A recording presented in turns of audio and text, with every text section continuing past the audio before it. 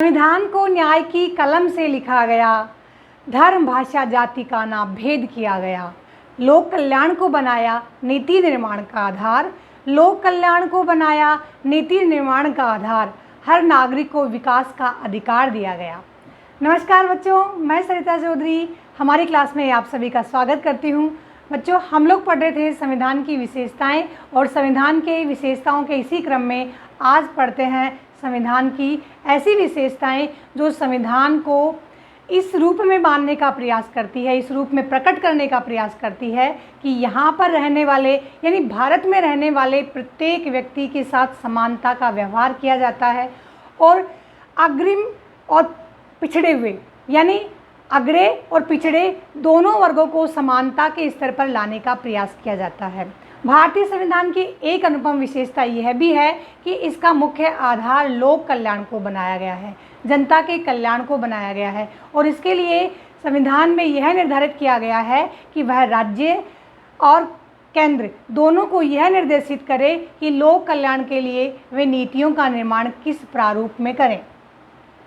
तो चलिए अब हम पढ़ते हैं संविधान की विशेषता के अंतर्गत लोक कल्याण की अवधारणा। बच्चों, भारतीय संविधान के संविधान निर्माताओं ने यह प्रयास किया कि भारतीय संविधान को अधिक से अधिक लोक कल्याण परक बनाया जाए, यानी लोक से मतलब जनता और कल्याण से मतलब भलाई।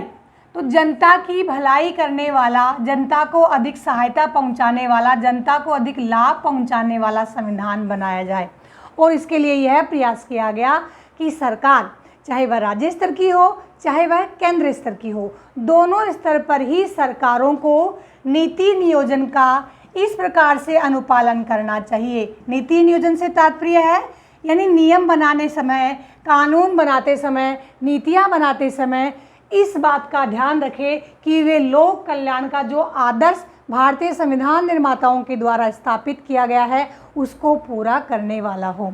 और इसी क्रम में भारतीय संविधान के भाग 4 में, जो कि राज्य के नीति निर्देशक तत्वों का वर्णन करता है, उसमें अनुच्छेद 36 से लेकर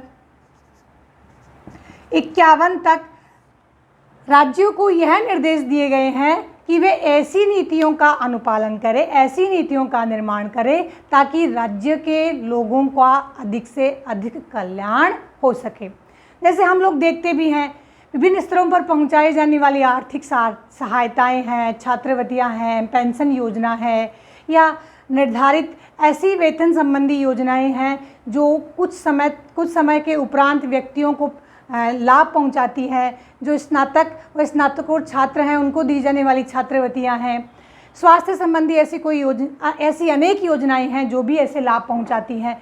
तो राज्य का और केंद्र का दोनों का यह प्रयास रहता है कि वे जनता के लोक कल्याण में अधिक से अधिक वृद्धि करें, चाहे वह किसी भी रूप में हो, सामाजिक रूप में, व्यावसायिक रूप में, आर्थिक रूप में। जो समाज में पिछड़े हुए लोग हैं उनको भी लाभ पहुंचाने के लिए ऐसा प्रयास किया जाता है कि लोक कल्याण परक नीतियों के माध्यम से उन्हें अधिक से अधिक लाभ पहुंचे।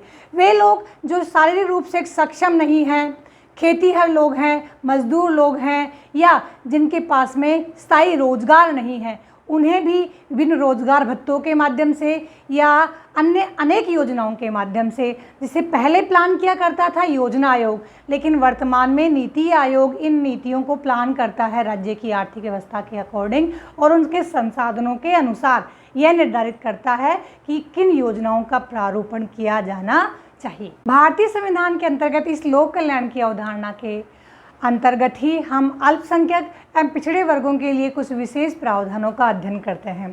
तो नेक्स्ट हम अध्ययन करते हैं अल्पसंख्यक एवं पिछड़े वर्गों के लिए हमारे संविधान में किन विशेष प्रारूप का वर्णन किया गया है। बच्चों, भारतीय संविधान में अल्पसंख्यक वर्ग और पिछड़े वर्ग की जातियों के लिए, पिछड़े वर्गों के लिए विशेष प्रावधान किए गए हैं। ऐसे कल्याणपरक प्रोविजंस का प्रयोग किया गया है जिनके माध्यम से वेलफेयर स्टेट की स्थापना की जा सके, यानी एक कल्याणकारी राज्य की स्थापना की जा सके जिसमें सभी जातियों का, सभी वर्गों का अधिक से अधिक कल्याण हो सके। बच्चों, देखा जाए तो भारतीय संविधान में कहीं भी अल्पसंख्यक शब्द को परिभाषित नहीं किया है और अल्पसंख्यक शब्द से यहाँ जो अल्पसंख्यक वर्ग से जो मतलब होता है वह वे लोग जो धर्म और भाषा के आधार पर जनसंख्या में कम हो, इन दो आधारों पर ही अल्पसंख्यक वर्ग की गणना की जाती है। ऐसे वर्ग जो धार्मिक एवं भाषाई आधार पर संख्या में कम होते हैं, अल्प होते हैं, उन्हें अल्पसंख्यक वर्ग कहा गया। अल्पसंख्यक वर्ग के कल्याण के लिए विशेष प्रावधान किए गए हैं अनुच्छेद 330 और 332 के अंतर्गत। और यह जो अनुच्छेद 330 और 332 की लोकसभा व विधानसभाओं के अंतर्गत प्रतिनिधित्व की व्यवस्था थी, वह प्रारंभ में 1960 तक की गई थी, लेकिन इस व्यवस्था को धीरे धीरे बढ़ाया जाता रहा है और यह व्यवस्था अब 25 जनवरी 2020 को बढ़ाकर 2030 तक के लिए कर दी गई। यानी 25 जनवरी 2030 तक अनुच्छेद 330 और 332 के तहत लोकसभा तथा राज्य विधानसभाओं में अनुसूचित जाति और अनुसूचित जनजाति का प्रतिनिधित्व रहेगा। आपको लिखने के लिए मैं इस दोबारा से बताती हूँ। अनुच्छेद 330 और 332 के तहत अनुसूचित जाति और जनजाति के प्रतिनिधित्व का निर्धारण किया गया है। यह लोकसभा तथा राज्य विधानसभाओं में इन दोनों वर्गों का यानी अनुसूचित जाति और जनजाति का प्रतिनिधित्व निर्धारित करती है, यानी उनकी सीटें रिजर्व करती है।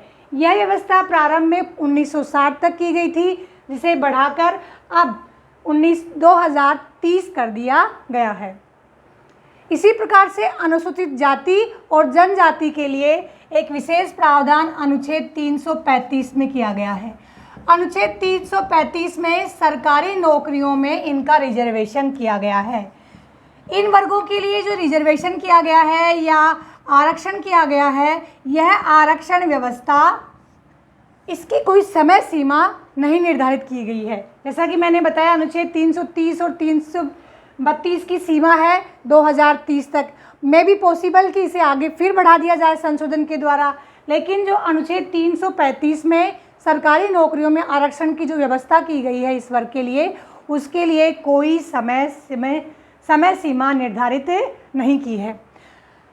अनुच्छेद 338 के अंतर्गत 65वां संविधान संशोधन 1990 के द्वारा एक अनुसूचित जाति जनजाति राष्ट्रीय आयोग की स्थापना की गई। इस राष्ट्रीय आयोग का यह कार्य होगा कि अनुसूचित जाति और अनुसूचित जनजाति के अधिकारों का कहीं हनन तो नहीं हो रहा है या उनके विकास के लिए कोई नीतियाँ कारगर है कि नहीं है, या बन रही है नहीं बन रही, और अगर नहीं बन रही है तो ये सजेस्ट करती हैं, सुझाव देती हैं, यानी यह निर्धारण करने का कार्य करती हैं कि अनुसूचित जाति और जनजाति के अधिकारों का हनन नहीं हो रहा है और उनके लिए कल्याणपरक योजनाएं बनाई जा रही है अथवा नहीं है।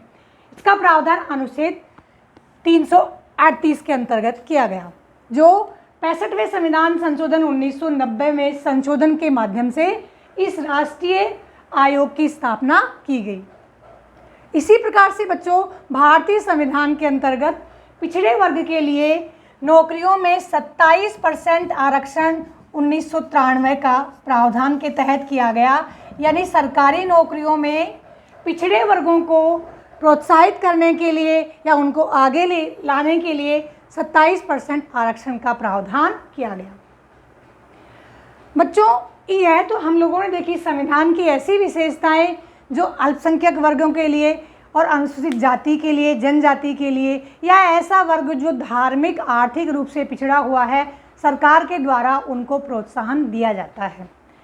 तो वास्तव में अगर हम एक निश्चित निष्कर्ष पे निकालें या एक ऐसा आंकलन करें कि हमारे संविधान के द्वारा प्रत्येक वर्ग को संतुष्ट करने का प्रयास किया गया है, वो सारे मानक अपनाए गए हैं जो हम लोगों ने अपने पूर्व अवस्था में, यानी जब हम अंग्रेज़ों के गुलाम थे उस अवस्था में हम लोगों ने उन मानकों के माध्यम से अपने आप को कहीं प्रताड़ित महसूस किया या कमतर आका।